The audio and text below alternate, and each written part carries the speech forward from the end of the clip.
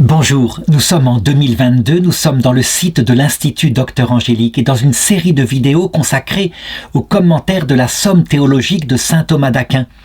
J'en suis rendu à la deuxième partie de la question 64 de la Secunda Secundae, donc une question qui traite de l'homicide.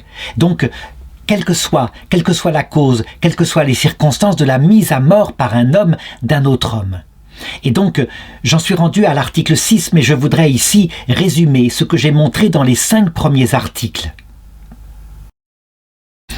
Globalement, j'ai montré que lorsqu'on est en matière morale et qu'on aborde des cas très concrets, comme ici le fait saint Thomas d'Aquin, on doit toujours garder ensemble deux choses qui doivent être unies, à savoir la doctrine universelle, une doctrine qui n'a pas de bras, qui n'est pas capable d'agir, mais qui éclaire notre intelligence en nous montrant là où est le bien, là où est le mal. Et quand je dis le bien et le mal, je ne parle pas du péché, c'est encore plus complexe, la notion de péché, puisque là, pour le coup, c'est le mal moral, volontaire. Et deuxièmement, on doit garder aussi le sens de la réalité concrète qui est liée à des circonstances tout à fait particulières et qui donc nous oblige à un comportement pratique qui doit être éclairé par la doctrine universelle. Mais la doctrine universelle ne suffit pas vu la complexité. Et donc à partir de cela, on peut juger de tous ces articles. Et la première demandait, est-ce qu'on peut mettre à mort les animaux ou même les plantes? La réponse est, oui, on est obligé pour se nourrir, et ne serait-ce que parce que la nature, si on laissait tous les herbivores survivre, un peu comme dans les dessins animés de Walt Disney, elle s'autodétruirait, ils mangeraient tout, il n'y aurait pas de vie. Donc on est bien obligé, étant donné ce qu'est la vie terrestre. Mais, la mise à mort d'un animal, surtout des animaux proches de nous, est un mal en ce sens que, on doit au moins le faire avec le respect de sa sensibilité. Et je dirais, on y est contraint, évidemment. Et dans l'autre monde, évidemment, qu'il ne faut pas confondre avec ce monde, les animaux recevront leur récompense pour nous avoir été utiles, une récompense sensible. Et là, il n'y aura plus besoin de mettre à mort, il n'y aura plus non plus de prédateurs. Les animaux seront dans une vie paisible. Cependant, en cette vie, les animaux, de par cette prédation, sont le modèle, l'exemple de notre situation. Nous ne sommes pas au paradis, mais dans un lieu provisoire où nous apprenons notre propre misère. Deuxième article, est-il permis de tuer le pécheur? Et j'ai montré comment est-ce que nous devons regarder ça à la lumière du commandement, tu ne tueras pas. Donc tuer le pécheur est toujours un mal, mais parfois, ça n'empêche pas que c'est nécessaire quand on ne peut pas faire autrement. Et le pape François ajoute en 2020 dans le catéchisme que lorsque le pécheur, le criminel a été arrêté et que les prisons sont suffisamment fortes, comme c'est le cas de plus en plus, alors il faut évacuer la peine de mort et la remplacer par la prison, parfois la prison à vie. Évidemment, ça n'empêche pas que nous devons être réalistes et que jamais nous ne pourrons empêcher que dans des cas particuliers, d'assistance à personne en danger, de self-défense, dans un cas où la police ne sera pas là, nous serons bien obligés, parfois de mettre hors d'état de nuire par de la violence un criminel dangereux. Et si nous n'assistons pas à une personne en danger, même quand on est un moine, on commet une faute de non-assistance à personne en danger. C'est pourquoi l'article 3, je l'ai dit, se résume de la façon suivante. Oui, c'est à l'autorité publique de décider si on doit mettre à mort quelqu'un. Et donc ce n'est pas un particulier, sauf dans les cas que j'ai indiqués, à savoir, quand l'autorité publique n'est pas là, qu'il faut prendre une décision urgente. Les cas sont principalement, je l'ai dit, l'assistance à personne en danger et la légitime défense. Et quand on peut mettre hors d'état de nuire celui qui est le criminel sans le tuer, c'est mieux. Mais quand on ne peut pas faire autrement, on ne peut pas faire autrement. Le 4e article demandait si c'était permis à un clerc, à un moine. Et je répondais que, le clerc, le moine, peuvent décider de ne pas défendre leur vie personnelle, surtout le moine, parce que sa vie appartient à Dieu. Mais le clerc, s'il a charge d'âme, s'il est comme un père de famille, comme était Saint Jean Bosco, alors il a le devoir de défendre sa vie, ce que fit Saint Jean Bosco avec son bâton lorsqu'on voulut l'assassiner. Quant à l'assistance à personne en danger, même un moine qui a fait vœu et qui s'est séparé de ce monde, s'il tombe sur quelqu'un en train de violer une jeune fille, a le devoir absolu, par un bâton s'il le faut, un caillou, tout ce qu'il peut, de défendre l'innocente et donc de mettre le criminel hors d'état de nuire. Enfin, l'article 5 demandait « Est-il permis de se tuer ?» Et donc j'ai répondu que, eh bien, en soi, dans la doctrine universelle, c'est toujours un mal de se tuer. Et donc, parce que la vie est précieuse, elle est un purgatoire où nous apprenons des choses. Mais j'ai montré aussi que parfois, lorsque les épreuves sont terribles et dépassent les possibilités de notre propre force, comme ça arriva à Sainte Thérèse de l'Enfant Jésus, eh bien, parfois, de même que le Seigneur comprend ceux qui se tuent, eh bien nous devons comprendre ceux qui le font. Ce qui ne veut pas dire que c'est un bien, ils le regrettent de l'autre côté, mais certainement nous devons sortir de notre esprit que ceux qui ont eu des épreuves comme ça sont damnés pour l'éternité. Ils ont parfois un temps de purgatoire, mais souvent assez rapide, parce que justement ils ont déjà beaucoup souffert. Je dis cela sans du tout obérer le fait que dans la doctrine universelle qui éclaire notre intelligence, le suicide est toujours en soi un mal et que donc il ne sera à faire dans certains cas comme nécessaire que quand, par exemple, le cas de Pierre Brossolette, il n'est pas possible autrement, sous peine évidemment de faire un péché plus grave. Lui était torturé pendant la Seconde Guerre mondiale et il ne trouva pas d'autre solution. Donc c'est des cas très particuliers et notre conscience pratique doit être capable de les considérer. Vient maintenant l'article 6 qui demande « Est-il permis de tuer un homme juste ?» Je donnerai d'abord avec saint Thomas d'Aquin l'argument d'autorité suivant, Exode, chapitre 23, verset 7. Donc ce qui veut dire que la conscience humaine, même peu éclairée à cette époque, le savait. Tu ne feras pas mourir l'innocent et le juste en même temps. Je l'ai montré dans la vidéo précédente. Il y a un principe universel qui est là devant nous, surtout lorsque nous sommes chrétiens, lorsque nous savons ce que le Christ a fait à la croix, lui qui est le créateur de ce monde. Tuer un homme est toujours un mal, qu'il soit coupable ou innocent. Cependant, on le voit, quand nous sommes contraints de tuer un coupable parce qu'il est en train de tuer un innocent pour sauver la vie d'un innocent, eh bien, on comprend bien que même si en soi c'est un mal, puisque chaque homme possède en lui l'image de Dieu et ne peut pas se réduire à son crime, nous comprenons bien que c'est nécessaire dans certains cas. Donc, ce principe universel doit toujours nous éclairer, et lorsqu'il s'agit de tuer un innocent, il est évident que le principe universel est encore plus fort, parce que il n'y a là, dans cet homme-là, qui est à l'image de Dieu, aucun motif qui mériterait qu'il soit mis à mort, ne serait-ce que pour sauver la vie d'un autre. Ce principe universel étant donné, il nous faut regarder maintenant, encore une fois, ce qu'il se passe dans le concret. Et donc, nous pouvons regarder que, par exemple, lorsque l'autorité politique démarre une guerre, il est évident que, vu ce qu'est la guerre et son horreur, par définition, des innocents y seront tués. Et donc, voilà pourquoi l'Église affirme que, avant de décider une guerre, tous les autres moyens doivent avoir été essayés, dont en particulier la négociation. Alors, saint Thomas d'Aquin, pour justifier que, tout de même, dans ces cas-là, malgré qu'on sache que la guerre fera forcément des victimes innocentes, on doit parfois faire la guerre, il dit, il peut y avoir une double finalité. Notre but, c'est évidemment la guerre juste, et nous ne visons pas la mort des innocents, et donc, c'est accidentellement que la mort des innocents aura lieu. C'est vrai, cette argumentation peut ici être en partie retenue. Et par exemple, lorsqu'on voit, pendant la Seconde Guerre mondiale, des bombardiers anglais ou américains qui essayaient de bombarder des nœuds de communication, des voies ferrées, cet argument pouvait être donné légitimement aux pilotes qui bombardaient de très haut. Donc on visait des objectifs militaires.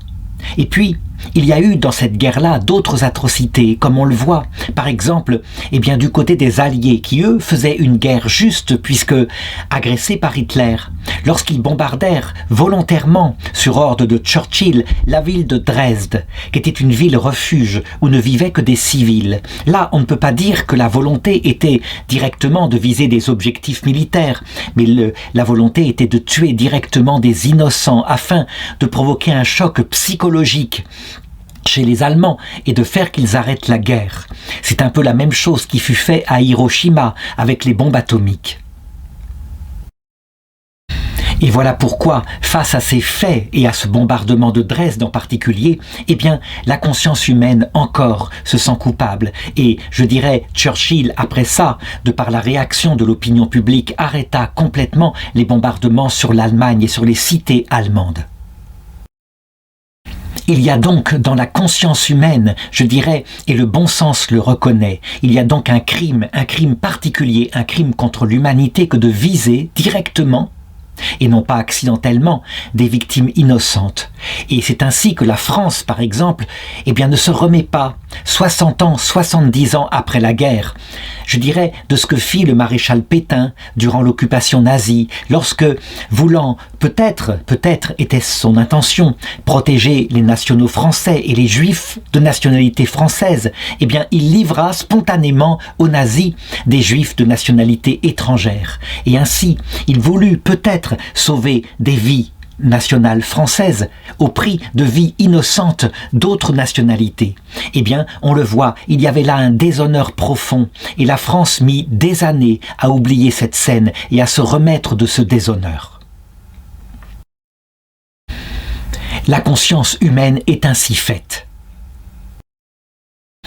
Maintenant, quelques objections. Et la première, eh bien, elle dit ceci. Il semble que dans certains cas, il est permis de tuer un homme innocent, puisqu'on en a même un exemple dans la Bible.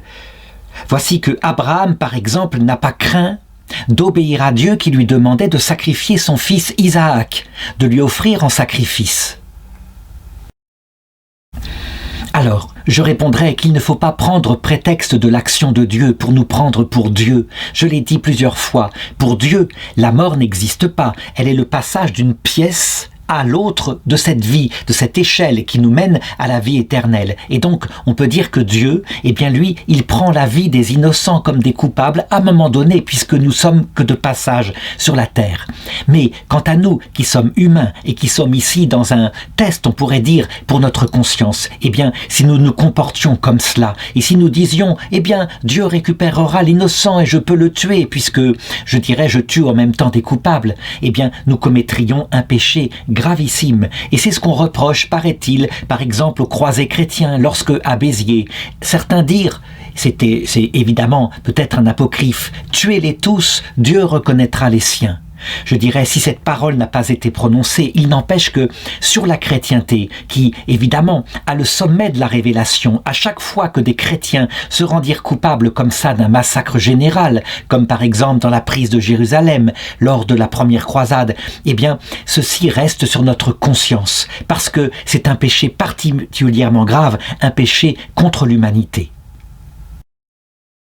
Pour en revenir maintenant à Abraham, eh bien, il faut le reconnaître que Dieu, à cette époque-là, utilisait une pastorale particulière. Je dirais, celle qui ne lui plaisait pas, celle des mauvais larrons. En notre époque, et pour les peuples chrétiens qui ont reçu la plénitude de la révélation de Jésus-Christ, eh bien, on peut le dire, jamais Dieu ne demandera à quelqu'un de sacrifier ainsi son fils pour l'honneur de Dieu. Et donc, si une telle demande nous apparaissait comme venant de Dieu, nous devrions être capables, à la lumière de Jésus-Christ, de comprendre qu'elle ne vient pas de Dieu, qu'elle vient soit du démon, soit de notre propre imagination.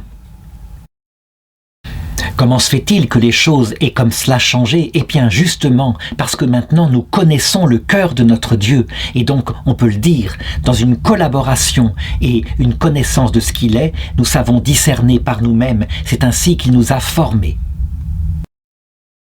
Alors, deuxième objection, on pourrait se dire, étant donné ce qu'est la vie terrestre, imaginons que on ne puisse pas vraiment faire autrement, que ce soit compliqué de trier comme à Béziers, eh bien, je dirais, on tuerait quelques chrétiens innocents, mais on ne s'inquiète pas pour eux, on le sait, Dieu récupérera leur âme et les emportera au paradis, et donc, je dirais, c'est un acte moins grave que de tuer par contre un coupable qui, lui, risquerait, eh bien, étant tué, eh bien, de partir directement dans l'enfer éternel. Donc, ce n'est pas bien grave, dit cette objection, de tuer un innocent. Alors j'ai déjà répondu dans l'objection précédente qu'il y a là évidemment une déformation, une corruption du raisonnement que donne la charité. Je dirais, nous ne sommes pas Dieu, et celui qui déforme la charité, qui espère la vie éternelle effectivement de cette façon-là, commet un grave péché contre Dieu, d'autant plus grave que justement, ayant reçu la révélation de Jésus-Christ, il est beaucoup plus compliqué de tomber dans ce péché. Notre vie humaine, elle est utile, elle est nécessaire, et donc nous devons protéger la vie humaine de nos frères. Dieu, quant à lui, il fait ce qu'il veut, il reprend qui il veut, quand il veut, mais parce que c'est lui qui nous dirige vers la vie éternelle. Et quant à nous, eh bien, nous devons toujours estimer que nous ne sommes pas Dieu de cette façon-là. Et donc celui qui tuerait un innocent avec ce raisonnement, non seulement, je dirais, il provoque Dieu, il l'offense profondément, mais en plus, il manifeste un orgueil qui est absolument vertigineux. Troisième objection, imaginons le cas suivant. Un juge qui est là et qui préside le tribunal sait parfaitement, par une science qu'il a par ailleurs, que celui qui est accablé ici par des témoins et des tas de faits est innocent. Mais pourtant, il est accablé. Et je dirais, il n'est pas possible, en dehors de la loi, de l'innocenter. Ce serait évidemment quelque chose qui va contre les témoignages qui sont en apparence certains. Et donc, il serait obligé de le condamner à mort. Il condamnerait un innocent en sachant qu'il le fait. Et de même, le bourreau qui exécuterait cette sentence, s'il sait que cet homme est innocent, eh bien, serait contraint par la loi de le faire. Donc parfois, on est contraint, on le voit, d'exécuter un innocent. Devant un tel fait, évidemment, la conscience du juge est mise face à Dieu et il aura à en répondre. Et donc, il doit tout faire, puisqu'il est à la place du juge, tout faire pour prouver l'innocence et les faux témoignages. On le vit par exemple faire par Daniel, dans le livre de Daniel, lorsque la petite femme Judith fut accusée par 2 témoins indubitables, des juges en Israël, d'adultère. Eh bien, Daniel, qui était simplement un adolescent, poussa l'enquête tellement loin qu'il arriva à montrer que les témoignages étaient évidemment arrangés, que ces gens étaient corrompus. Et donc, le juge doit faire de la même façon. Saint Thomas d'Aquin, dans son article, essaye ensuite de trouver, si ce n'est pas possible, d'autres solutions, comme par exemple se démettre du jugement, le confier à une cour supérieure. Mais parfois, un tel acte, évidemment, fait que on se dédouane de sa propre responsabilité. En réalité, on le voit en telles circonstances, eh bien, il y va, je dirais, de son âme, et on doit tout faire pour sauver l'innocent. On doit tout faire, y compris au risque de perdre, je dirais, son propre poste de juge. Il vaut mieux entrer en ayant perdu son poste de juge dans le royaume des cieux, je dirais comme cela, plutôt que de salir sa conscience à jamais en laissant condamner un innocent. Saint Thomas envisage tout de même la solution, le cas où il n'y aurait rien à faire, où les témoignages seraient absolus et où même quand on sait que l'autre est coupable, on serait obligé de le condamner. Il dit que dans ce cas-là, finalement, on peut le condamner. Ce n'est pas nous qui le condamnons, mais ce sont ceux qui, je dirais, ont porté contre lui un faux témoignage. En réalité, pour nous qui sommes chrétiens, on ne peut pas parler comme ça, je pense, parce que ce serait justifier l'attitude qu'eut quelqu'un comme Ponce Pilate par rapport au Christ, qui effectivement, sachant qu'il était innocent, se lava les mains et le condamna tout de même. Il en est de même maintenant si on regarde le comportement de ceux qui doivent exécuter la sentence. Et on en a eu des exemples pendant la Seconde Guerre mondiale, où par exemple, des soldats allemands qui s'étaient engagés au service de leur patrie se rendirent compte très vite qu'en fait, le gouvernement de leur patrie était nazi et donc il voulait exterminer des innocents. On vit dans cette circonstance-là toutes sortes de comportements et il faut le reconnaître, la plupart, simplement obéir à leurs officiers par peur de se faire exécuter. Et puis, quelques-uns rusèrent, se firent porter pâle, dire qu'ils étaient malades d'une telle action et essayèrent de demander leur mutation dans une unité qui combattait véritablement des militaires. D'autres, enfin, pratiquèrent un acte héroïque qui leur coûta la vie et on se souvient, par exemple, de cet Allemand qui devait exécuter des des innocents et qui, à un moment donné, dégoûté de ce qu'on lui faisait faire, comme il était un ancien clown dans le civil, il prit son nez rouge, il le mit et il provoqua l'officier qui l'abattit de cette façon-là d'une seule balle. N'empêche que, par son action, il sauva la vie de ceux qui étaient, je dirais, qui étaient condamnés et qui devaient être exécutés. Cet homme, en agissant ainsi, perdit effectivement sa vie terrestre, mais il gagna, c'est très certain, la vie éternelle. Alors j'ajouterai une quatrième objection qui évidemment est connue par tous les militaires qui combattent sur le terrain. Lorsque, par exemple, on doit éliminer des terroristes qui mettent des bombes dans une ville et qui sont dans une voiture, et que la seule possibilité de les éliminer est par exemple par une fusée tout à fait ciblée, mais qui obligatoirement tuera quelques innocents qui sont là autour des passants qui n'ont rien fait. Toute la question est de savoir si on doit agir tout de même. Je répondrai que, effectivement, ça a été le dilemme de milliers de militaires, tant que les armes n'étaient pas précises, mais qu'au fur et à mesure où les armes se font de plus en plus précises, de moins en moins, ce genre de dégâts collatéraux non voulus, sera tolérable. En tout cas, dans ce cas, comme je l'ai dit, vu la gravité, l'obligation qu'il y a de tuer ces terroristes, s'ils sont extrêmement dangereux, le militaire qui appuiera sur la détente pourra faire valoir dans sa conscience l'idée qu'il ne cherchait pas à tuer des innocents, il ne pouvait pas faire autrement, et que ce fut un acte accidentel, collatéral, mais évidemment à éviter le plus possible.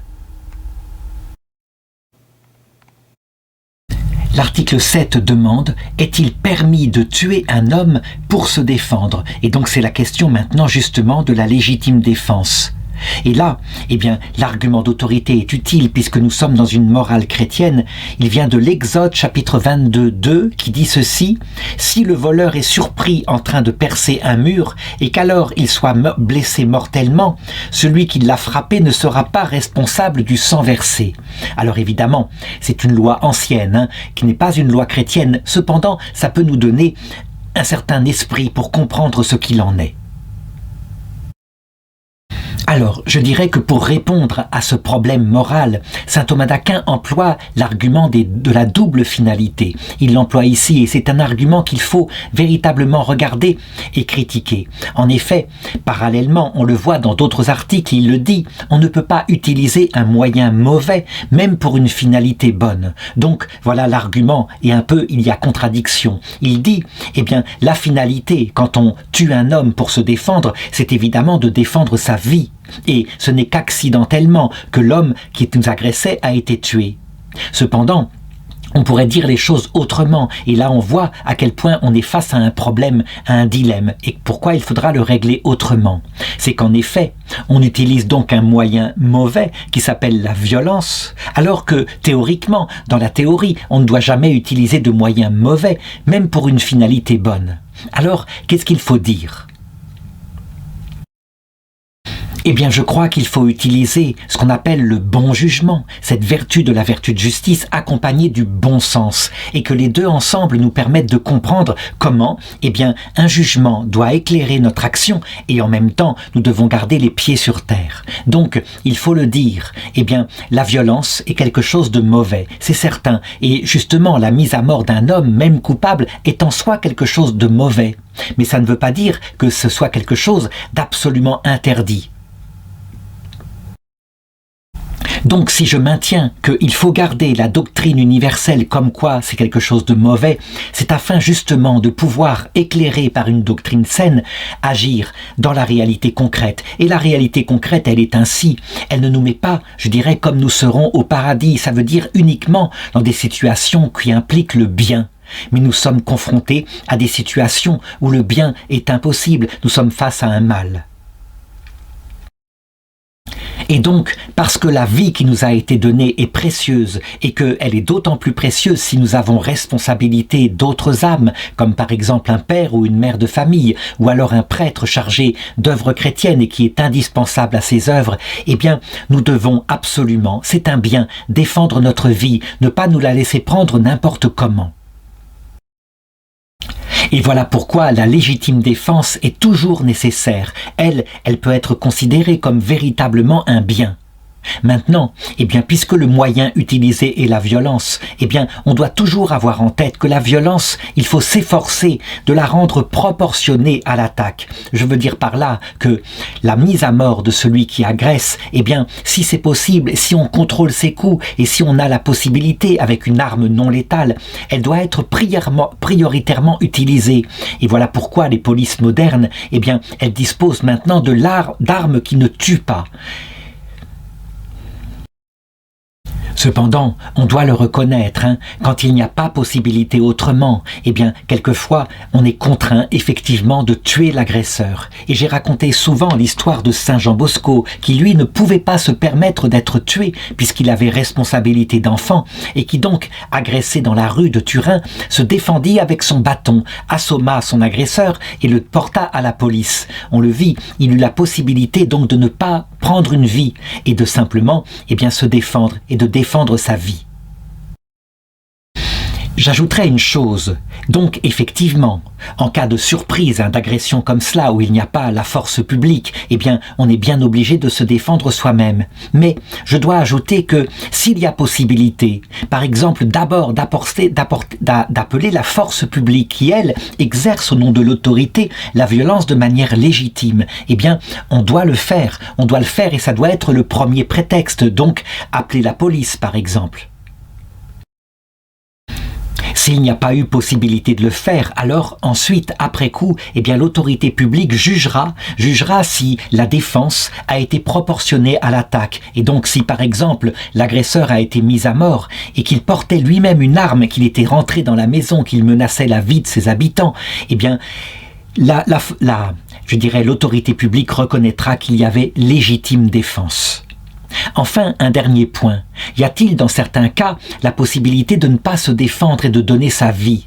Eh bien, je répondrai que le seul cas où c'est légitime, c'est le cas de ceux qui ont renoncé totalement à leur vie. Ça veut dire, eh bien, les moines contemplatifs, ceux qui ont fait vœu de pauvreté, de chasteté, d'obéissance, et pour qui la vie ne compte pas tant que, eh bien, prier pour leur prochain. Cela, c'est arrivé, on l'a vu par exemple avec Saint Séraphin de Sarov, agressé, ne chercha pas à se défendre et fut assommé par ses agresseurs et pillé d'ailleurs des pauvres biens qu'il avait. Cet exemple, on le voit, eh bien, il est tiré de l'exemple de Jésus, qui lui aussi, eh bien, empêcha ses disciples de le défendre avec un glaive. Et, je dirais, c'est de l'ordre du conseil évangélique. Mais un conseil évangélique, je l'ai dit, qui est particulier à certaines formes de vie, et que même le Saint Jean Bosco, qui avait charge d'âme, ne put pas appliquer pour lui-même. Alors maintenant, regardons quelques objections, et la première est de Saint Augustin, qui était un homme qui réfléchissait aussi en politique et qui écrit « Je trouve mauvais de conseiller quelqu'un de tuer d'autres hommes pour ne pas être tué par eux, à moins que ce soit un soldat ou un agent de l'ordre public, de telle sorte qu'il n'agit pas pour lui-même mais pour les autres et parce qu'il en a reçu le pouvoir légitime conformément à ses fonctions. » Mais on le voit, donc celui qui tue un homme, qui l'attaque par surprise et qui n'a pas pu appeler les forces publiques, celui-là, bien, il contrevient à ce conseil de saint Augustin, donc ça semble être un acte défendu. Alors je répondrai que véritablement en étant éclairé par la doctrine universelle, telle que je l'ai indiqué, on comprend bien que cet acte de se défendre soi-même, eh bien il arrive en dernier recours quand on ne peut pas faire autrement. Par exemple quand il y a une attaque surprise, que les forces publiques ne sont pas là. Et là, évidemment, eh bien parce qu'on ne peut pas faire autrement, il sera nécessaire de défendre sa vie. C'est une question de bon sens, donc cette vertu de la justice qu'on appelle la gnomée. Mais véritablement, ce bon sens doit être éclairé, comme je l'ai dit, eh bien, par le bon jugement. Ça veut dire que on sera capable d'agir comme cela. Quelquefois, il faut une demi-seconde pour se décider, parce que justement, longuement, on a pu réfléchir avant à la façon dont on se comporterait dans ce cas-là. Alors maintenant, un deuxième argument qui semble montrer qu'il ne faut pas du tout se défendre, puisque, comme le dit saint Augustin, nous apprenons par toute notre foi que notre vie terrestre n'est rien, elle est passagère, elle est juste comme cela pour quelque temps, et donc prendre la vie d'un agresseur pour défendre ces quelques restes de vie terrestre, ça paraît tellement opposé à la foi catholique. Et voilà la phrase de saint Augustin: « Comment seront-ils exempts de péché devant la providence divine, ceux qui se souillent d'un meurtre pour conserver des biens que nous devons mépriser ?» Et ces biens, eh bien, ce sont en particulier notre vie physique, quelque part. Alors je l'ai dit dans le corps de l'article, notre vie physique et cette vie de peu de temps est tout de même quelque chose, un instrument précieux qui nous permet, eh bien justement, d'apprendre en cette vie certaines choses. Et donc nous ne devons pas la bafouer, et ce serait quelque chose de péché que de la livrer volontairement, de ne pas se défendre. C'est d'autant plus important, justement, si par exemple nous avons charge d'autres personnes, et si nous avons cette responsabilité, dans ce cas-là, nous avons même un devoir de défendre notre vie physique. Ne serait-ce que pour les petites personnes qui comptent sur nous. Voici maintenant une troisième objection, et cette fois elle est d'un pape, le pape Nicolas, qui écrit dans les décrets: « Vous m'avez consulté au sujet de ces prêtres qui, pour se défendre, ont tué un païen, afin de savoir si, après avoir fait pénitence, ils pourraient être réintégrés dans leur état de prêtre, ou même monter plus haut, devenir évêque par exemple. Eh bien, moi je réponds, sachez que nous n'admettons aucun prétexte et ne leur accordons aucune permission de tuer n'importe quel homme et de n'importe quelle manière. » Et donc on le voit, si c'est interdit pour les prêtres, eh bien par définition ça doit l'être aussi pour les chrétiens, ceux qui vivent du sacrement du baptême. Alors il faut répondre à cet argument que le statut des prêtres est un statut particulier, je l'ai dit, il est l'image du Christ et donc il a un statut sacramentel. Et donc en ayant tué quelqu'un, même s'il ne voulait pas le tuer pour le tuer, mais c'était pour se défendre, eh bien il encourt une irrégularité, ça veut dire qu'il n'est plus le signe de son sacerdoce.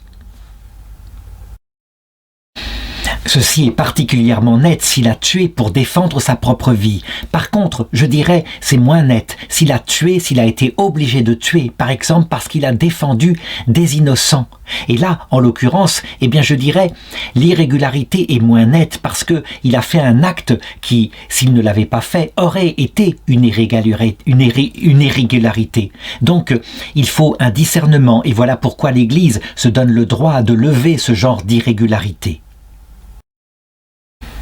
Quatrième objection, l'homicide. C'est un péché plus grave que par exemple l'adultère. Mais il n'est jamais permis, par exemple pour conserver sa vie, eh bien, parce qu'un bourreau nous y obligerait de commettre l'adultère. Et donc, eh bien, l'homicide, ça doit être encore plus fort. Il n'est jamais permis de le faire. Alors il faut répondre que l'homicide, qui est un péché plus grave que l'adultère, c'est le meurtre d'un innocent, c'est bien évident. Il y a là, je dirais, le péché le plus fort, et un péché dont Jésus dit d'ailleurs, eh bien, que celui qui le commet, qui tuerait un innocent en voulant tuer un innocent, il vaudrait mieux pour lui qu'on lui mette autour du cou une de ses meules et qu'on le jette à la mer. Mais l'homicide d'un coupable qui agresse soit nous-mêmes, soit un autre, eh bien, ce n'est pas de l'ordre du péché, c'est parfois de l'ordre de la nécessité. Alors que l'adultère, évidemment, eh bien, on voit la différence. Alors enfin, une dernière objection, eh bien, elle vient de Matthieu chapitre 7, verset 17. Voilà ce que dit saint Paul. Eh bien, il semble dire qu'il est interdit de se défendre. Il dit « Bien-aimés, ne vous défendez pas ». Et donc ça, il le dit en Romains chapitre 12, verset 9. Donc, manifestement, on n'a pas le droit de tuer quelqu'un, même pour se défendre. Il faut répondre que dans le texte où Jésus dit, par exemple, si un homme te prend ta chemise, donne-lui aussi ton manteau, eh bien, il ne veut pas dire qu'il faut pratiquer comme cela matériellement les choses. Si on les pratiquait matériellement, sans du tout se défendre, eh bien, on encouragerait quelquefois les ricaneurs à pécher encore plus, et donc on serait quelque part responsable de leur propre perte. Non, cela veut dire qu'en réalité, il ne faut pas s'attacher exagérément aux biens matériels, et donc à sa propre vie. Et donc si on la défend, ce n'est pas tant parce qu'on y tient, et donc pour un motif humain, mais c'est parce que, par exemple, pour un motif chrétien, on y tient pour ceux dont on a la charge, pour ses propres enfants, que par notre travail nous nourrissons. Il ne faut donc pas, évidemment, faire ce genre d'acte par vengeance, et la vengeance n'est pas un motif lié à la charité. L'article 8 demande: est-ce que l'homicide accidentel est un péché mortel ? Alors je dirais que pour régler cet article-là, il faut regarder tout ce que nous avons dit sur le péché. Le péché pris, je dirais, dans son sens de péché coupable, parce que le mot péché, évidemment, peut avoir un sens plus large, analogique, et il signifie tout mal moral. Évidemment, sous ce rapport-là, on peut dire que tout homicide, même accidentel, est un mal moral, une horreur, quelque chose qui dévaste notre vie. Mais est-il maintenant un péché au sens que coupable ? Eh bien, lorsque l'accident se produit véritablement accidentellement, ça veut dire qu'il n'y a absolument aucune intention de le commettre, que toutes les précautions ont été prises. Il est évident que l'homicide accidentel n'est pas du tout un péché. Par exemple, imaginons un homme qui conduit une voiture, et une voiture c'est une arme qui par destination, il la conduit véritablement en respectant la vitesse qui est indiquée dans une ville, par exemple 30 à l'heure parce qu'on est près d'une école. Et puis, malgré tout, voici qu'un enfant déboule et avec une rapidité telle, il se retrouve sous nos roues. Eh bien, on peut dire que là, véritablement, la police vérifiera si toutes les règles ont été suivies et il reconnaîtra qu'il y a eu accident. Il n'empêche que l'homme sera dévasté par cet accident, la mort d'un être humain, mais il n'y a aucune espèce de culpabilité, ce n'est pas un péché mortel. Cependant, il faut le reconnaître, il pourrait y avoir des circonstances qui tout de même rendent coupable cet acte-là. On le voit très bien avec une voiture. Si par exemple on peut prouver que, alors que la vitesse était limitée ici à 30, que les panneaux étaient bien indiqués, qu'ils clignotaient, on roulait à 50. Dans ce cas-là, on peut dire on n'a pas pris toutes les précautions qui devaient être prises et il y aura bien sûr homicide involontaire, mais véritablement avec une imprudence et cette imprudence sera condamnée par la loi.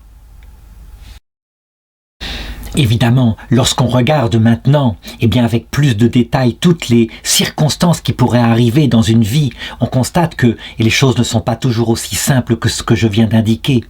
Qu'on se souvienne par exemple de ce cas particulièrement douloureux d'alpinistes qui étaient en montagne et tout d'un coup leur cordée dévissa, mais elle était encore accrochée et par un seul piton, un piton qui n'allait pas tenir, ça se voyait. Il fallait prendre une décision et l'homme qui était en tête, en haut de la corde, et voyant que ça n'allait pas tenir, sur l'injonction même de ceux qui étaient au-dessous, coupa la corde, non pas au-dessus de lui pour périr avec eux, mais au-dessous de lui. Et les deux autres périrent. On peut dire qu'il y a là un homicide qui est involontaire, qui est accidentel et qui a été dû à des circonstances absolument particulières. Il laissera évidemment cet homme-là dans une culpabilité à vie, une culpabilité bien injuste, puisque justement il ne pouvait pas faire autrement. Et donc s'il peut se débarrasser de cette culpabilité, ce sera mieux. La meilleure façon dont il aurait pu se débarrasser de la culpabilité, c'est si l'homme qui était juste au-dessous de lui, voyant que le piton allait tomber, avait lui-même coupé la corde au-dessus de lui. Alors voyons maintenant quelques objections, dont la première, c'est un cas qui s'est passé dans la Bible, Genèse chapitre 4 verset 24. Lamech, qui était un chasseur, voulut tuer une bête et croyant tuer une bête, en réalité il tua un homme. Et ceci lui fut imputé comme un homicide. Donc, manifestement, cette mort qui était pourtant accidentelle a été coupable et ça a été pris comme un homicide. Alors je répondrai qu'il existe deux possibilités pour expliquer cette chose-là. La première, c'est de dire que là, les hommes avaient le même bon sens que nous et que donc, il n'avait pas pris, cet homme, Lamech, toutes les précautions et donc il a tiré sans avoir bien regardé qui était là. Et c'est un peu ce qu'on appelle un accident de chasse. Mais l'autre possibilité, c'est aussi que, à cette époque-là, les hommes n'étaient pas affinés et la loi du talion, œil pour œil, dent pour dent, qui ne regarde pas les circonstances par lesquelles on a pu tuer un œil, crever un œil, ça peut être par accident ou ça peut être volontaire. En appliquant une loi comme cela, une certaine justice primitive, quelquefois, elle considère que l'homicide par accident est de toute façon un homicide et donc est passible de la vengeance. Donc, sous ce rapport-là, on peut dire que Dieu a affiné l'humanité, qui est sortie de tels jugements, qui étaient quand même primitifs. Le deuxième argument est encore tiré du livre de l'Exode, chapitre 21, il est dit, si quelqu'un frappe une femme enceinte et là, par accident, provoque un avortement, et si la mort de l'enfant s'ensuit, alors il rendra vie pour vie. Et pourtant, il a pu très bien frapper cette femme enceinte uniquement pour la punir et sans intention de provoquer un avortement. Donc on voit que l'homicide accidentel, eh bien, a la culpabilité d'un homicide.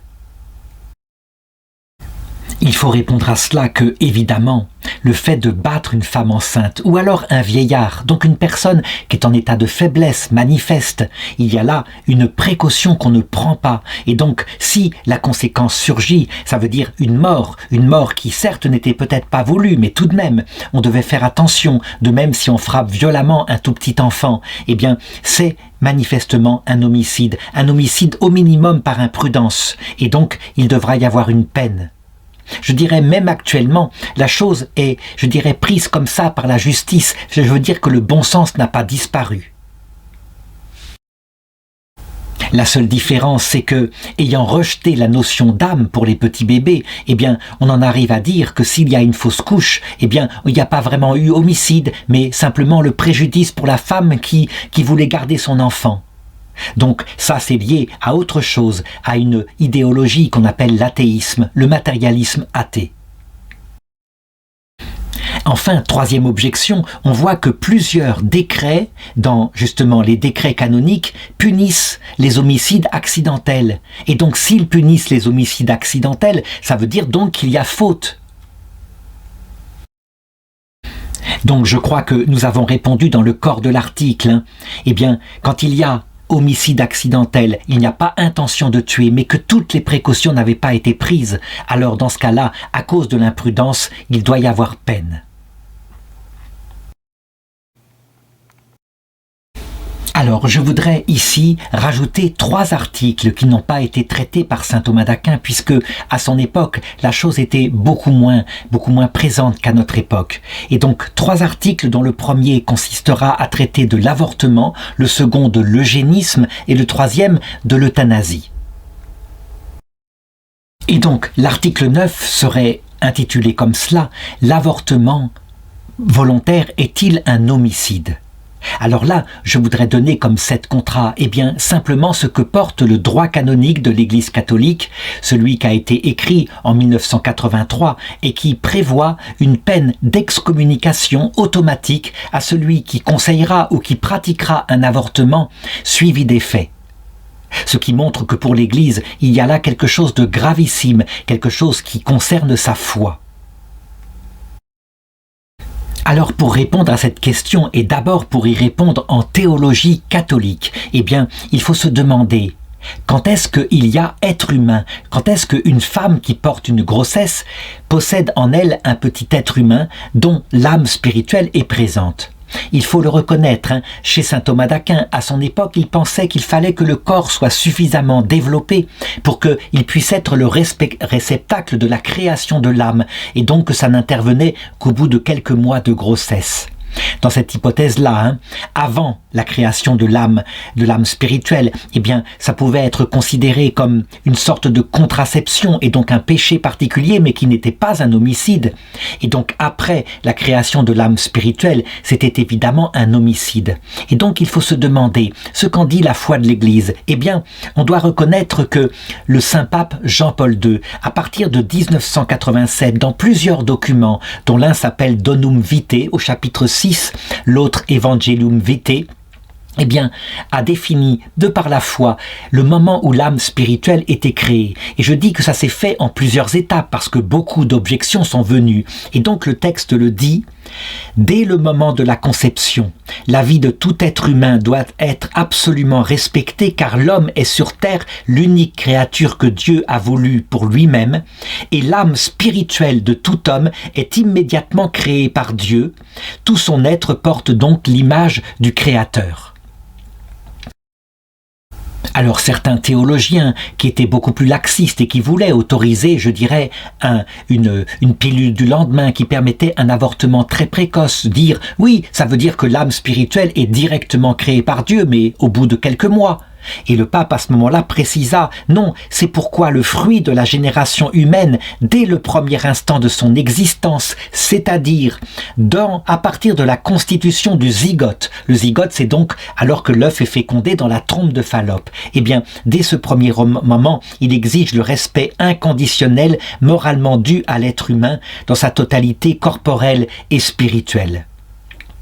La conséquence est qu'il faut dire que tout avortement, sans exception, n'est pas du tout comparable à une simple contraception qui empêcherait la fécondation, mais tout avortement est évidemment un homicide. Et même lorsque le corps de l'enfant n'a pas apparence humaine, eh bien, si son âme spirituelle est là, créée par Dieu, cela veut dire que l'avortement projette cet enfant dans un destin, dans l'autre monde, un destin que nous ne connaissons pas vraiment, que nous pouvons essayer de déduire, mais que nous ne connaissons pas vraiment.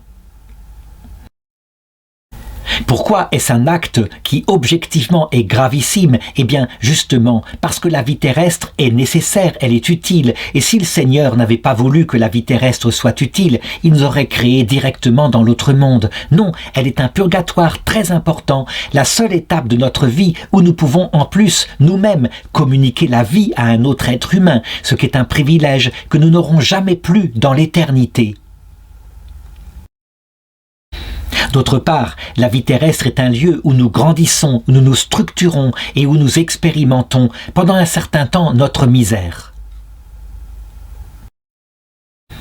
Cette expérience est fondamentale pour notre destin éternel, puisque en découvrant la vraie mesure de nos jours, en passant par une vie qui n'est pas toujours facile, évidemment, eh bien, nous développons par cette éducation une certaine humilité, chose qui est indispensable pour la vie éternelle. Et voilà pourquoi, eh bien, dans l'axe même de la foi catholique, je dirais comme fondement, presque un fondement premier. Le fondement premier étant évidemment l'existence de Dieu, notre Créateur. Mais je dirais le fondement immédiatement lié à cela, eh bien, c'est la croyance que chaque personne humaine est unique et son âme spirituelle est unique, unie à son propre corps, et donc il ne faut pas éliminer sa vie. Donc, pour une femme qui connaît cette foi-là, une femme qui est chrétienne, évidemment, l'avortement volontaire sera considéré toujours comme un acte extrêmement grave. Alors, est-ce toujours un péché mortel? Je veux dire quelque chose qui s'oppose directement à l'amour de Dieu. Eh bien, je répondrai que, évidemment, quand l'avortement volontaire est provoqué pour des motifs qui sont évidemment complètement superficiels, c'est obligatoirement un péché mortel. Il y a là quelque chose qui s'oppose tellement, non seulement à ce que la nature nous dicte, à savoir la dépendance avec ce petit être qui est en nous et qu'on sait ne pas être un simple groupement de cellules, mais il y a encore plus lorsqu'on est chrétien, péché mortel. Cependant, quand je dis péché mortel, je n'ai pas dit obligatoirement blasphème contre l'Esprit Saint, ça veut dire damnation éternelle, loin de là. Et bien sûr, on doit regarder comme dans tout péché mortel, eh bien les circonstances, et donc ne pas se contenter comme ça d'un jugement universel, qui lui ne peut porter que sur le fait de l'acte qui est gravissime, mais porter un jugement particulier en ce qui concerne la culpabilité. Et c'est un jugement qui sera porté en particulier par les confesseurs, lorsqu'une femme ayant avorté vient l'avouer en confession. Eh bien, premier cas, si elle a avorté parce qu'il y avait une grossesse extra-utérine, donc quelque chose qui n'était pas viable, je veux dire par là que si elle n'avait pas avorté, eh bien, non seulement l'enfant serait mort, mais elle aussi. Il est évident que dans ce cas-là, il n'y a pas péché du tout. À savoir qu'elle n'a pas avorté, et pour elle c'est un drame, c'est une souffrance, mais elle a sauvé sa vie parce que de toute façon l'enfant n'était pas sauvable. Deuxième hypothèse, si elle a avorté parce que sincèrement elle croyait que non, il était trop petit, il n'était pas un être humain, il y avait la grossesse depuis quelques jours seulement et j'ai pris la pilule du lendemain. Alors dans ce cas-là, il y aura péché objectif et il faudra raconter comme confesseur en quoi c'est un péché grave, qu'il faut maintenant prier pour son enfant afin qu'il soit accueilli dans l'autre monde. Mais évidemment, un péché lié à une forte ignorance qui devra être corrigé par les conseils du confesseur. Et le confesseur reçoit du pape la possibilité de donner l'absolution non seulement de l'excommunication ipso facto, mais aussi du péché. Troisième hypothèse, si la femme savait bien qu'elle commettait un péché, elle était au courant de la foi catholique et pourtant elle a avorté, étant dans une grande détresse, ne pouvant assumer un enfant, étant dans une situation particulière, étant par exemple non mariée, quelque chose comme cela, eh bien il y aura là un péché mortel de faiblesse. C'est ce qu'on appelle le péché contre le Père. Et donc ce péché, il a en lui une part de circonstances atténuantes et il méritera l'absolution et que l'excommunication ipso facto soit levée aussi par le prêtre, puisque le pape Jean-Paul II a permis maintenant que dans le ministère de la confession, les prêtres puissent lever cette excommunication. Enfin, il existe parfois des avortements volontaires qui sont faits, je dirais, avec une pleine conscience et dans la volonté de provoquer, par exemple, l'Église catholique comme considérée comme une secte, ou alors de manifester sa liberté en montrant que, eh bien, on est une femme maître de son corps, qu'on en fait ce qu'on veut, quand on veut, et éventuellement maître aussi de l'amour de son mari, qu'on le jette comme on veut, quand on veut. Il y a là, évidemment, les plus grands pécheurs, des pécheurs qui souvent, évidemment, sont en risque grave, risque de damnation. Évidemment, quand les personnes sont athées, il ne s'agit pas au sens propre d'un blasphème contre l'Esprit Saint, mais de quelque chose qui y ressemble, mais qui ne doit pas être identifié à cela. En effet, ce péché prémédité est lié fondamentalement à une erreur sur le sens de la vie. Et si ces femmes-là avaient su que Dieu existait, très probablement, elles n'auraient pas agi ainsi. J'ajouterai une dernière remarque. Est-il judicieux, de comparer le nombre d'avortements qu'on voit actuellement depuis à peu près les années 1970 à un génocide, comme le firent parfois certains papes pour montrer la gravité de ce qu'il se passait, puisque factuellement, effectivement, des dizaines et des centaines de millions d'enfants étaient comme ça propulsés dans la mort. Je répondrai que la grande différence qu'il y a avec le génocide nazi, c'est que là, devant ses yeux, on voyait bien qu'on avait affaire à des êtres humains et le nier était véritablement, je dirais, nier la réalité qui était manifestement évidente. Tandis que dans le cas d'une grossesse dans le ventre de la mère, parfois l'enfant est tout petit et donc quelquefois on peut sincèrement croire que ce n'est pas encore un être humain. Donc il faut bien distinguer, c'est une question pastorale, bien distinguer les choses et éviter d'employer un tel terme, à moins de dire évidemment, je dirais de dire simplement par le nombre extraordinaire des victimes, que effectivement il y a ici un crime très grave. Alors maintenant, voici quelques objections dont la première semble indiquer, mais non, il ne semble pas que l'avortement soit toujours de l'ordre du crime. Par exemple, quand justement on avorte, je dirais, en ne voulant pas avorter, mais parce qu'on est obligé pour un problème grave de santé. Par exemple, si on garde l'enfant, on périra lors de la grossesse. Alors je répondrai que face à ces situations, évidemment, le jugement sera dépendant des circonstances.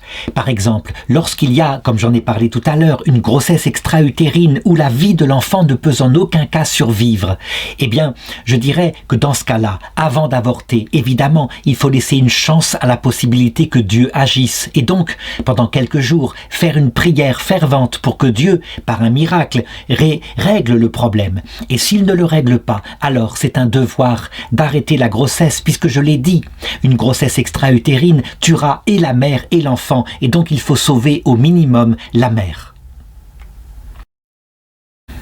Le deuxième cas qui peut se présenter, c'est quand l'enfant a des bonnes chances de survivre, mais si on prolonge la grossesse, la propre vie de la mère risquera ensuite, d'être enlevée. C'est le cas de Sainte Jeanne Beretta Molla, qui, ayant découvert un cancer en stade débutant, alors qu'elle venait de tomber enceinte, ayant un bon mari, ayant des enfants déjà, je dirais petits, mais qui étaient suffisamment capables de juger, elle leur demanda la permission de garder le bébé, parce que lui n'avait pas vécu sa vie, et donc de lui laisser une chance. Et ensuite, quand on le ferait naître, peut-être à 7 mois, elle prendrait le traitement. Et tout le monde fut d'accord pour qu'elle fasse ainsi. Malheureusement, lorsque l'accouchement eut lieu, il était trop tard, et donc elle mourut quelque temps plus tard de son cancer. Elle est donc canonisée parce qu'on peut le dire. Elle a donné sa vie pour son enfant. Sa vie à elle, estimait-elle étant moins précieuse que celle de ce petit qui n'avait pas encore pu se former durant la vie terrestre. Est-ce à dire que son exemple doit obligatoirement être suivi par tous les catholiques? La réponse est que, dans des cas comme cela, tout dépend des circonstances. Si cette femme avait été veuve et que les enfants avaient été dans un pays où personne ne pouvait s'occuper d'eux, il est évident que parfois il peut être nécessaire qu'elle survive. Et donc, on le voit, eh bien, la conscience morale face au terrain, face à la situation, peut seule décider. Je dirais ultimement, mais à la lumière de ce que j'ai dit dans le corps de l'article. Deuxième objection, je dirais que, eh bien, au tout début de la grossesse, lorsque, évidemment, il y a juste un œuf fécondé, eh bien, manifestement, saint Thomas d'Aquin le dit, il n'y a pas possibilité qu'il y ait là, dans ce moment-là, réceptacle pour la création de l'âme spirituelle qui, obligatoirement, vient plus tard. Et donc, dans ce cas-là, s'il y a avortement, ce ne sera pas considéré comme un homicide, mais simplement comme une forme de contraception, qui certes est un péché, on s'oppose à la vie, mais qui n'est tout de même pas de l'ordre de l'homicide.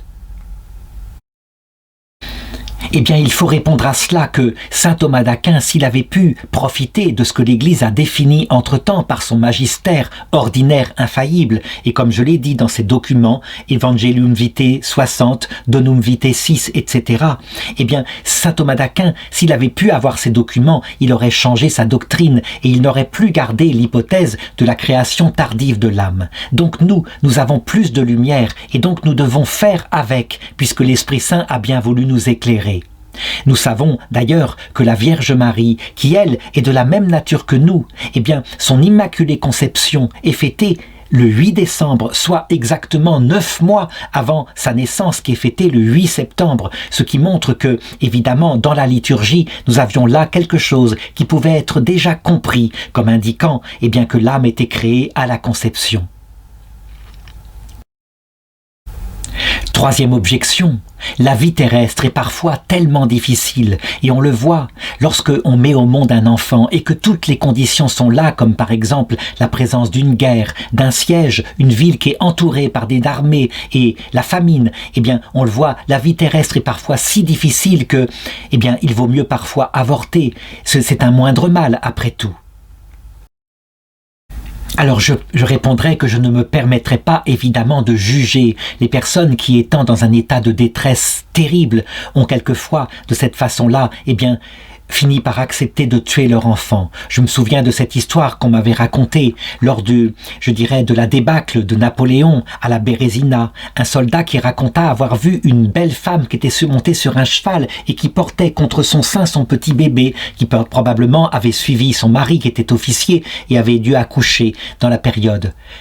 Avant de franchir la Bérésina, voici qu'une balle venant de Cosaque un peu plus loin la frappa à la jambe, lui cassa la jambe, tua son cheval sous elle et elle tomba ainsi. Eh bien, il raconte qu'elle allait mourir d'hémorragie, c'était certain. Et donc il la vit qui défit de son corsage un lacet, qui, se fit un garrot pour prolonger quelque peu sa vie, et ensuite qui prit un autre lacet et étrangla son petit bébé, pour ne pas qu'il vive, et puis elle desserra le lacet et elle périt à son tour. Et il raconte comment ensuite les soldats cosaques violèrent son corps qui était encore chaud et jouèrent avec l'enfant comme avec un ballon de foot, ce qui veut dire que dans des circonstances aussi terribles que cela, on ne peut pas juger. Le Seigneur seul jugera cette femme et elle a cru faire ce qui était nécessaire en ce moment-là. Cependant, même si nous ne devons pas juger et que nous devons confier à la miséricorde de Dieu ceux qui ont vécu de telles horreurs, il n'empêche, ici, à froid, nous devons toujours raisonner et la doctrine universelle que je viens de donner est là, présente. Et donc, lorsque la difficulté est là, et la vie parfois en Europe est difficile, mais pas comme elle l'était jadis. Lorsque il y a des lois sociales comme c'est le cas en Europe, il ne se présente plus de cas où on puisse avorter et il vaut mieux préférer un moindre mal, comme par exemple l'adoption d'un enfant dont on ne peut pas s'occuper, le confier à des parents qui souhaitent adopter. C'est certes un mal puisqu'on est sa maman, on est son papa, mais de toute façon c'est mieux que de mettre à mort son enfant. L'article 10 demande « Est-ce que l'eugénisme est un péché mortel ?» Alors, je rappelle d'abord ce que c'est que l'eugénisme. L'eugénisme consiste à regarder, alors que la grossesse n'est pas encore terminée, à regarder l'état de l'enfant dans le ventre de la mère. Et si on y découvre un handicap qu'on estime assez grave, eh bien, à arrêter la grossesse et donc, quelque part, à ne pas faire naître des enfants qui sont handicapés. Il faut reconnaître que l'eugénisme peut être même pratiqué après la naissance et certains la réclament. Certains demandent à ce que certains enfants dont on n'a pas repéré le handicap, eh bien on puisse, dans les premiers jours après sa naissance, mettre fin à sa vie. Et donc on le voit, il y a donc un tri selon un critère qui serait la santé biologique de l'enfant. Manifestement, ceci est contre la loi de Dieu, contre Dieu qui a créé l'âme spirituelle des enfants. Certes, tous n'ont pas un corps parfait, mais leur âme spirituelle, elle, on peut en être sûr, elle est parfaite. Et, je dirais, elle recevra de cette vie des apprentissages. Donc, l'eugénisme est un acte gravissime. Au cours du XXe siècle, il faut remarquer que, suite au recul de la foi chrétienne dans les nations européennes, eh bien, l'eugénisme fut motivé par plusieurs raisons. Et la première, la plus connue, eut lieu durant le Reich allemand, donc dans les années 1933 à 1945, où Hitler décida que puisque ce qui comptait, c'était la puissance de la corporéité, de la race allemande, eh bien, il fallait être capable d'éliminer courageusement tous ceux qui étaient un poids insupportable sur la nation, donc les handicapés, donc les enfants handicapés, et même les enfants dont on repérait l'handicap pendant la grossesse. Donc l'eugénisme fut mis à titre de pratique pour purifier la race allemande. Il est évident qu'il y avait là une finalité tellement scandaleuse, tellement une chute par rapport à l'ancienne culture chrétienne, que la chose fut rejetée par la suite comme étant abominable. Mais, d'une autre façon, l'eugénisme revint plus tard et cette fois pour d'autres motifs, et des motifs tout aussi matérialistes, même s'ils paraissaient moins coupables, à savoir l'idée que, parce qu'un animal qui par exemple était blessé, dont la vie n'était pas digne, eh bien on lui faisait miséricorde en l'abattant, en le piquant, et bien de la même façon il fallait faire cette miséricorde pour ceux dont la vie n'était pas digne d'être vécue. Et la vie digne d'être vécue dans cette perspective qui suivit mai 68, c'était une vie où on pouvait profiter de la vie par un certain plaisir avant que n'arrive la vieillesse et ensuite évidemment la mort qui nous faisait retourner au néant. Et donc on le voit, cette pratique fut liée à une métaphysique, à un sens de la vie qui était tout aussi athée qu'à l'époque d'Hitler, tout aussi matérialiste, mais je dirais pour des motifs qu'on estimait ou qu'on présentait comme bons. C'est ainsi, par exemple, que lorsque le professeur Lejeune découvrit le motif de la trisomie 21, ce qu'on appelait à l'époque le mongolisme, que c'était un chromosome de trop, et que donc on commença par des échographies à repérer dès la grossesse des enfants qui étaient atteints de ce syndrome, pratiquement, l'eugénisme fut pratiqué avec une pression sur les mères. Ça veut dire que garder un enfant trisomique était très compliqué, et il en naquit de moins en moins. Alors, qu'en penser d'un point de vue chrétien? Et c'est là un sujet de vraie théologie catholique. Eh bien, évidemment que l'eugénisme est un grave péché. Et pour celui qui comprend pourquoi nous sommes dans la vie terrestre, évidemment, il y a là un recul de la civilisation. Et en effet, si notre vie terrestre n'est pas là, je dirais principalement pour le bonheur immédiat, mais elle prépare, comme c'est une sorte de préparation, de purgatoire qui prépare l'autre monde, eh bien, tout être humain qui est viable doit pouvoir passer son existence sur la terre et être aidé par son prochain. Non seulement l'eugénisme empêche d'aider quelqu'un qui a besoin particulièrement de notre aide, mais en plus, il nous donne le sens que la vie aurait, je dirais, la dignité d'être vécue quand elle est corporellement parfaite, ce qui est une abomination. On le sait, pour un chrétien, ce qui fait de la vie qu'elle est digne d'être vécue, c'est justement lorsqu'on cherche le Seigneur, lorsqu'on développe ses vertus morales. Et donc, l'eugénisme est dans tous les cas quelque chose de grave, quelque chose qui est condamné par les canons, qui certes n'est pas accompagné, je dirais, d'une excommunication ipso facto, mais qui pourrait l'être. La question qui se pose, c'est est-ce toujours un péché mortel lorsqu'on a reçu la foi catholique? Eh bien, la réponse est oui, c'est un péché mortel, avec, comme je l'ai dit dans l'article précédent, toutes les considérations évidemment complexes sur la nature du péché mortel. Hein. Et donc, distinguez bien le péché mortel, je dirais, par ignorance, par faiblesse, ou alors celui qui est véritablement prémédité, lorsqu'on sait tout, qu'on est maître de soi, et que pourtant on pratique l'eugénisme. Alors regardons maintenant les objections. Et la première objection qui vient à l'esprit, c'est évidemment quand un enfant naît et qu'il est dans de terribles souffrances, que sa vie est une souffrance permanente. Et là, on peut comprendre par exemple qu'une mère qui ne veut pas que son bébé pleure tout le temps et souffre, eh bien qu'elle mette fin à sa vie, donc qu'elle pratique sur lui l'eugénisme. Mais ce n'est pas évidemment dans la volonté de le tuer, c'est dans la volonté d'empêcher qu'il souffre. Et n'importe quel cœur de mère le ferait. La réponse est qu'il faut remarquer que souvent les lois comme cela qui firent reculer, eh bien, je dirais la protection des plus faibles, s'appuyèrent sur des cas aussi tragiques et en firent presque des cas généraux. La réalité, c'est que voilà quelle est l'attitude chrétienne. On doit garder toujours la doctrine universelle « tu ne tueras pas » et surtout les plus fragiles et ceux dont la vie est justement mérite d'être particulièrement protégée comme les enfants handicapés. Ceci dit, il faut avoir le bon sens et, je dirais, d'une manière privée, mais pas comme une loi, mais dans des cas particuliers, celui que j'ai cité dans l'objection. Il est évident que lorsque la souffrance est terrible, eh bien, les médecins, en compagnie des parents, eh bien, pourront laisser mourir l'enfant, laisser la mort naturelle jouer son rôle. Cependant, si je dis cela comme cela, certains profiteront peut-être pour mettre la limite très très loin, et par exemple parce que l'enfant, mettons, il lui manque un doigt à la main, pour pratiquer de la même façon l'eugénisme en disant il n'est pas parfait et donc il souffre terriblement. On voit bien à quel point ce genre de raisonnements pastoraux sont la porte ouverte parfois à des abus terribles. Et donc voilà pourquoi la doctrine universelle telle que j'en ai parlé doit toujours être là pour éclairer la décision qui vient dans un acte concret.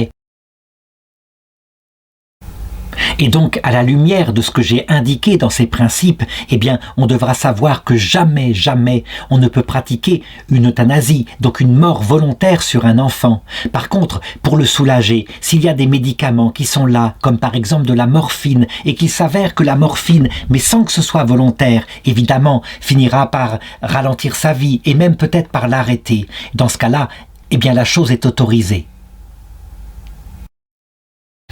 Mais évidemment, de tels médicaments ne doivent jamais être, je dirais, utilisés pour tuer. Et d'autre part, ils doivent être utilisés lorsque la souffrance est là, permanente et intolérable.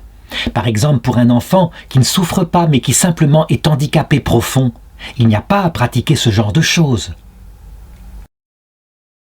Mais, en l'occurrence ici, à pratiquer l'amour chrétien, ça veut dire à le baptiser et à l'enseigner dans la foi. Et nous pouvons être sûrs que l'Esprit Saint, lui, il viendra dans son âme très certainement. Et quelquefois, ces enfants-là, eh bien, ils développent beaucoup plus de charité que nous parce que justement, étant en état de faiblesse, ils sont moins portés à l'orgueil.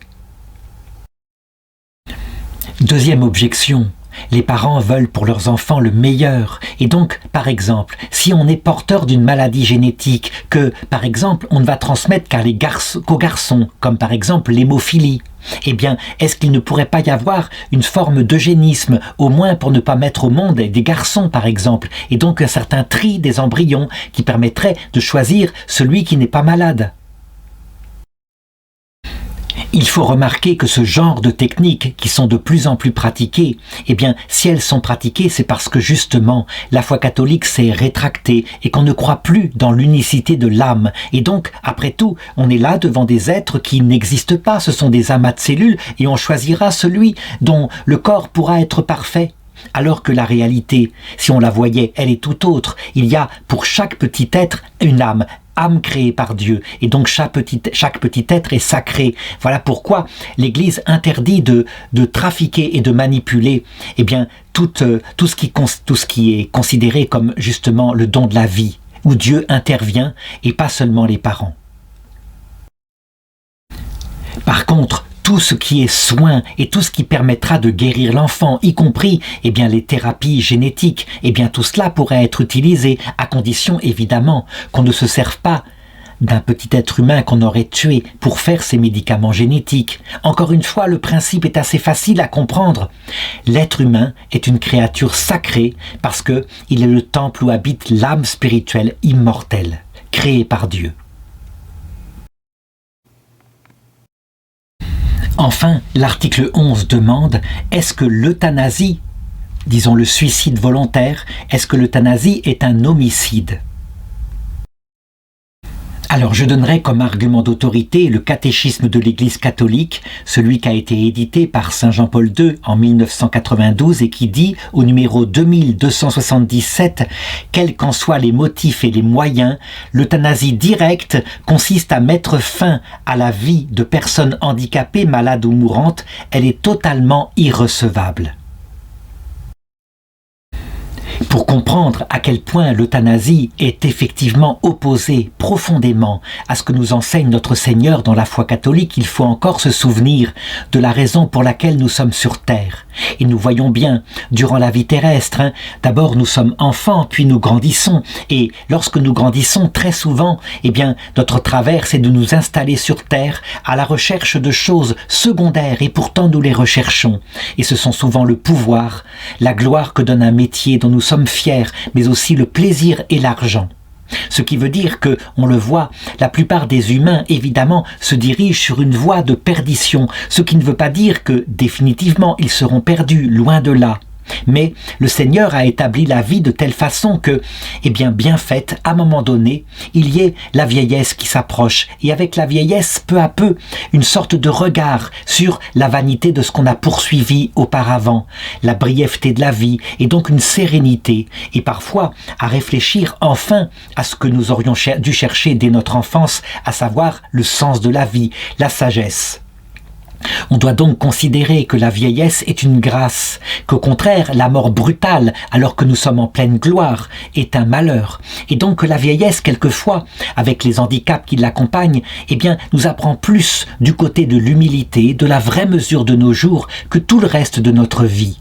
Voilà pourquoi on peut le dire, d'un point de vue de la foi catholique, l'euthanasie consisterait à arrêter sa vie à un moment donné quand on estime qu'on n'aura plus le plaisir d'avant, qu'on ne pourra plus en profiter comme avant.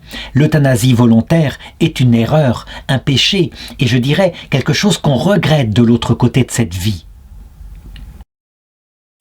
En effet, si l'on considère que pour voir Dieu face à face, et de l'autre côté de cette vie, on remarque qu'on est fait pour cela, il faut avoir développé non seulement un cœur aimant, mais un cœur tout humble, un cœur sans illusion sur soi. Alors, ce qui n'aura pas été acquis en cette vie devra obligatoirement l'être dans l'autre monde. Et c'est ainsi que bien des gens, s'étant euthanasiés, de l'autre côté de cette vie, sont obligés de passer par ce qu'ils fuyaient, les souffrances dont ils ne voulaient pas. Alors loin de moi de dire que ce sont les souffrances en elles-mêmes qu'il faut rechercher, ce n'est pas cela. C'est l'humilité qu'apporte le passage par ces moments que nous n'aimons pas. Et justement, parce que ce ne sont pas les souffrances en elles-mêmes, elles ne sont qu'un moyen que certains ont vécu, comme la petite Thérèse de l'Enfant Jésus dans son agonie, à une époque où il n'y avait pas de médicaments comme maintenant. Mais c'est l'humilité. Alors on a un modèle très profond de la manière dont la fin de vie doit être vécue. Et il nous a été donné par Saint Jean-Paul II dans sa maladie de Parkinson et comment il vécut jusqu'au bout en prenant les médicaments qu'il fallait et des médicaments qui quelquefois étaient là pour soulager sa douleur. Mais jamais il ne demanda l'euthanasie.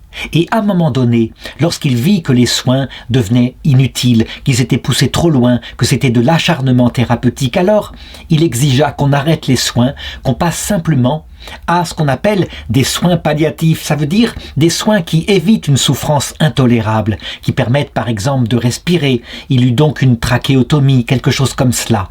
Et puis la mort naturelle fit son œuvre. Ce qui veut dire que l'euthanasie, qui utiliserait les médicaments non pas pour soulager et permettre une mort paisible, et qui serait utilisée véritablement pour activement hâter la mort, tuer le patient, c'est quelque chose qui est absolument irrecevable. À l'inverse, l'acharnement thérapeutique aussi est irrecevable et donc à un moment donné, il faut lâcher prise et laisser faire la mort naturelle. Dernière remarque, pourquoi est-ce que l'humanité actuelle en Occident, après l'apostasie de la foi, est tellement pour l'euthanasie? Eh bien justement, parce que n'ayant pas cette sagesse qui indique à quel point la mort est précieuse et utile, eh bien, comme il n'y a rien de l'autre côté, du moins on le croit, alors à un moment donné, on décide d'arrêter la vie, et c'est bien logique. S'il n'y a rien après cette vie, pourquoi vivre les derniers moments qui sont si pénibles? Autant arrêter avant. Et donc, c'est lié à une erreur métaphysique sur le sens de la vie, qui s'appelle le matérialisme athée. Cette erreur a des conséquences évidemment très graves parce que, je dirais, justement, en ouvrant la possibilité de l'euthanasie par des lois votées, eh bien, on ouvre, ou plutôt on enlève un dernier interdit, l'interdit de tuer. Et donc, petit à petit, on le voit, c'est les personnes les plus fragiles, les handicapés, les mourants, mais quelquefois même ceux qui ne peuvent plus se prononcer, qui deviennent en danger. Et donc, on verra, après l'euthanasie volontaire, eh bien, choisie par quelqu'un qui ne veut pas prolonger sa vie davantage, on verra arriver l'euthanasie par miséricorde, ça veut dire imposée par des soignants qui diront « eh bien, sa vie est indigne et donc je l'aide, je choisis de l'euthanasier ». Alors, donnons maintenant quelques arguments, je dirais, opposés. Et le premier serait ceci. On voit bien que par miséricorde et par amour pour son prochain, lorsqu'un animal souffre, qu'il souffre terriblement, eh bien, on l'achève, et on l'achève par euthanasie. On le fait par amour pour cet animal, et pas du tout par haine de lui, et donc ceci serait interdit, alors que la charité nous demande d'aimer notre prochain. La réponse chrétienne est que pour l'animal, eh bien sa souffrance ne lui apporte rien en ce qui concerne son sort éternel. Et je dirais qu'il ait souffert ou pas, de toute façon Dieu récompensera les animaux par une récompense sensible de l'autre côté de cette vie où ils seront présents. Mais pour l'être humain, c'est très différent. Nous avons une âme spirituelle et donc on peut dire que les derniers moments de la vie sont une école spirituelle. Et cette école spirituelle, il serait bien terrible de s'en passer. Je dirais que rejeter cette école spirituelle ne peut venir que du fait que soit on ne croit plus en l'existence de Dieu, soit chez les chrétiens qu'on ne croit plus que cette vie prépare une autre vie et que donc elle est très utile par le fait même qu'elle n'est pas facile. Comme l'avait dit la Sainte Vierge à Lourdes, à Sainte Bernadette, « Je ne te promets pas de te rendre heureux en ce monde, mais dans l'autre. » La deuxième objection dirait ceci et partirait en sens inverse en disant « Lorsque nous connaissons bien la foi chrétienne, nous voyons que la souffrance que nous vivons, elle nous permet de nous purifier de nos attachements à nous-mêmes. Et donc, je dirais non seulement l'euthanasie doit être interdite, mais aussi les soins palliatifs. Il faut laisser la souffrance faire. Et de cette façon-là, nous nous purifions, nous évitons un purgatoire dans l'autre monde. » Alors je répondrai à cet argument que, évidemment, il s'agit ici de tenter Dieu, à savoir que si la souffrance en elle-même était un bien, cela se saurait et le Seigneur ne l'aurait pas fui lui-même dans son agonie au jardin des Oliviers. La souffrance est donc un mal, mais il s'avère que accidentellement, et c'est pour ça que le Seigneur l'utilise, elle produit effectivement l'humilité. Il n'empêche que quand on a un moyen légitime de diminuer la souffrance, par exemple par des médicaments comme de l'opium, des choses qui sont là et qui sont données par Dieu pour cela, eh bien il faut l'utiliser. C'est tout à fait légitime, dit le catéchisme de l'Église catholique. Voilà ce qu'il dit. On ne peut ainsi donner la mort. On accepte de ne pas pouvoir l'empêcher. Les décisions de soins palliatifs doivent être prises par le patient, s'il en a la compétence et la capacité, ou sinon par les ayants droit légaux, en respectant toujours la volonté raisonnable et les intérêts légitimes du patient. Et c'est ainsi que un prêtre formé qui verra par exemple un patient mal formé qui dira « je refuse tout médicament parce que je veux souffrir chaque chose pour arriver digne devant Dieu », eh bien il lui indiquera à quel point il fait un mauvais choix parce que tout ce que ça produira dans ce cas-là, eh bien c'est de l'orgueil, de la fierté et donc finalement il n'aura rien appris de sa mort. Il vaut mieux vivre pauvrement sa mort avec les moyens donnés par le Seigneur qui sont les médicaments des soins palliatifs.